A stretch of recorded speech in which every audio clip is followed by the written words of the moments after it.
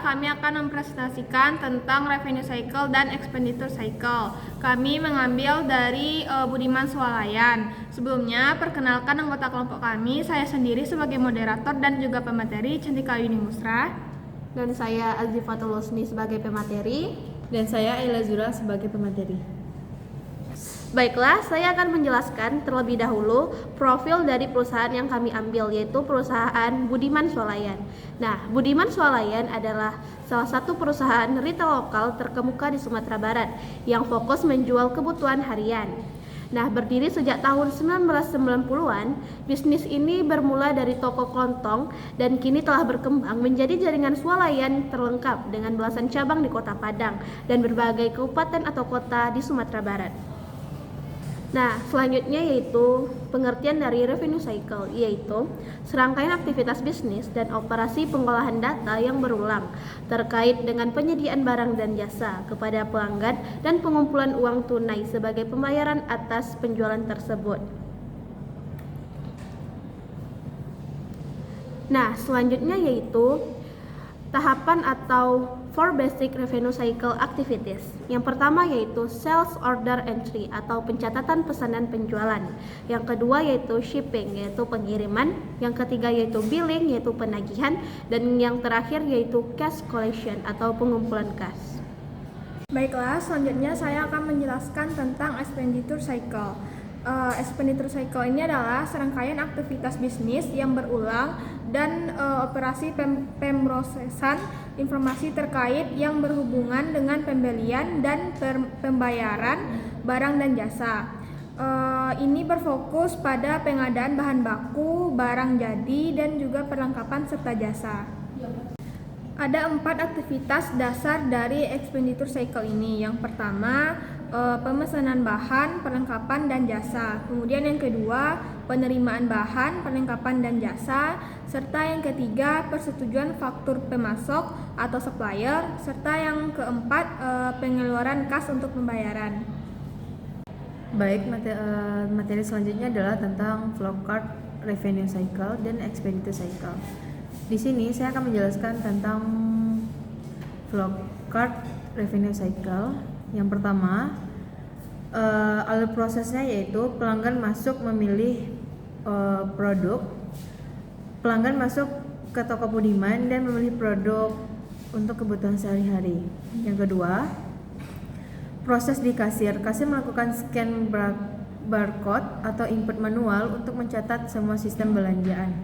Yang ketiga, sistem kasir hitung total, di mana sistem otomatis menghitung total belanja sekaligus memperbarui data stok.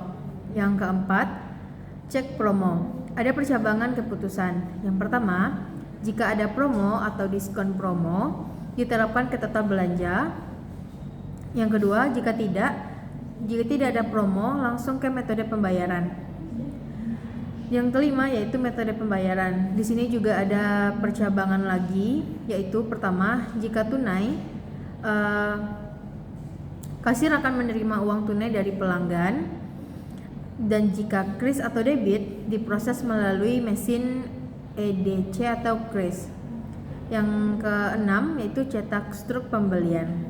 Setelah pembayaran selesai, struk pembelian dicetak dan diserahkan ke pelanggan sebagai bukti transaksi.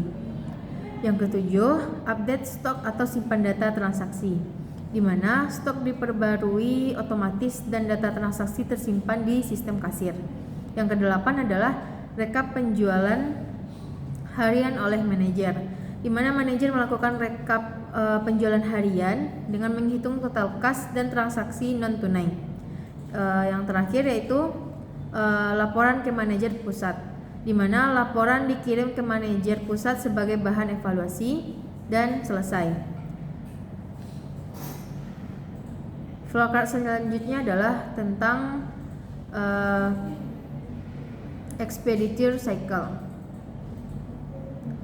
Flowchart ini menggambarkan tentang proses pengadaan dan pembelian barang dari supplier ke toko. Bisa kita lihat di sini proses alurnya, yaitu yang pertama adalah mencek stok barang. Proses dimulai ketika stok barang di toko mendekati batas minimum, sehingga diperlukan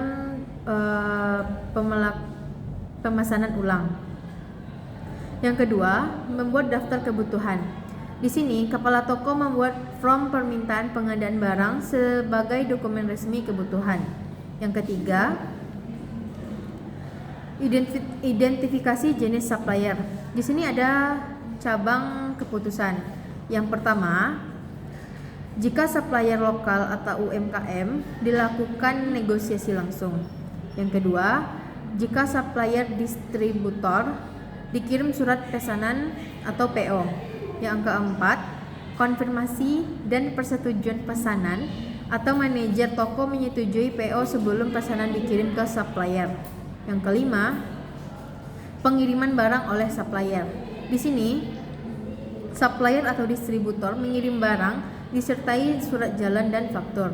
Yang keenam, penerimaan dan pengecekan barang.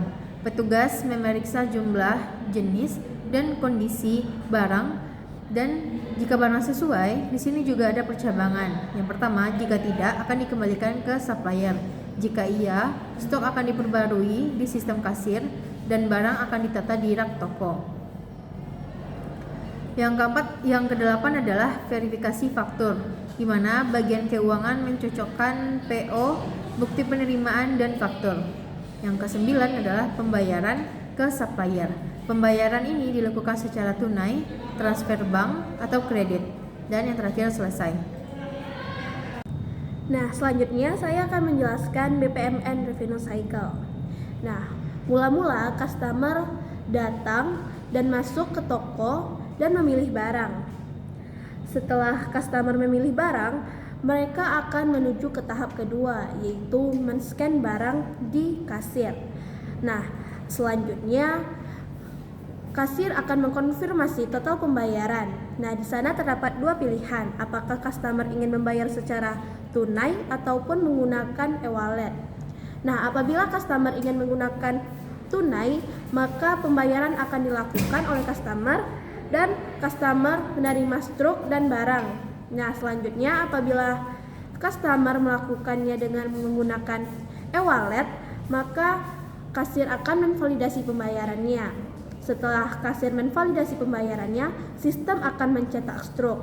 Setelah sistem mencetak struk, update stok barang di gudang akan diupdate dan juga transaksi penjualan tersebut akan tersimpan. Nah, dan yang terjadi di gudang, maka stok barang akan berkurang. Apabila uang dari customer telah diterima, maka customer akan melakukan pembayaran dan menerima struk dan barang, maka proses tersebut pun selesai. Selanjutnya saya akan menjelaskan tentang BPMN Expenditure Cycle.